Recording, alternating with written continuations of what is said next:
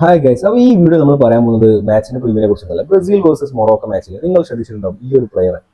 അത് എന്തൊരു മത്സരമാണ് കളിച്ചിട്ടുണ്ടായിരുന്നത് അല്ലേ. അതായത് എല്ലായിടത്തും നോക്കിയാൽ ഈ ഒരു പ്ലെയർ ആയിരുന്നു, ഒരു മുടിയനായ ഒരു ഡാൻസ് ചെയ്ത് കണ്ട് കളിക്കുന്ന ഒരു പ്ലെയർ.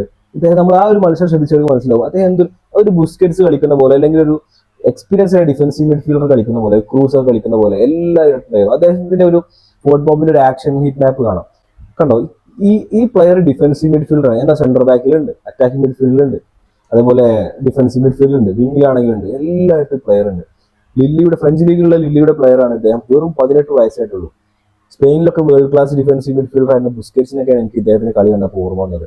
അതുപോലെ ടോണി ക്രൂസ്, മോഡ്രിച്ച്, ഇവരൊക്കെ കളിക്കുന്ന പോലെ എൻ്റർ ബോക്സ് ടു ബോക്സ് ഒരു ഗെയിം സ്റ്റൈലാണ് അദ്ദേഹത്തിന്. ഭയങ്കര ഇഷ്ടപ്പെട്ട ഒരു പ്ലെയർ ആയിരുന്നു. പക്ഷെ ഒറ്റ മത്സരം കൊണ്ട് നമുക്ക് അദ്ദേഹത്തെ ഇവരുമായിട്ടൊന്നും കമ്പയർ ചെയ്യാൻ കഴിയില്ല. പക്ഷെ ഇദ്ദേഹത്തിന്റെ പ്ലേയിങ് സ്റ്റൈലിനെ കുറിച്ചിട്ട് നമുക്ക്, അതും ബ്രസീലിനെ പോലെ ഒരു നമ്പർ 1 വേൾഡ് കപ്പിലെ റെക്കോർഡുള്ള ടീമിനെതിരാണ് അദ്ദേഹം കളി കളിച്ചത്.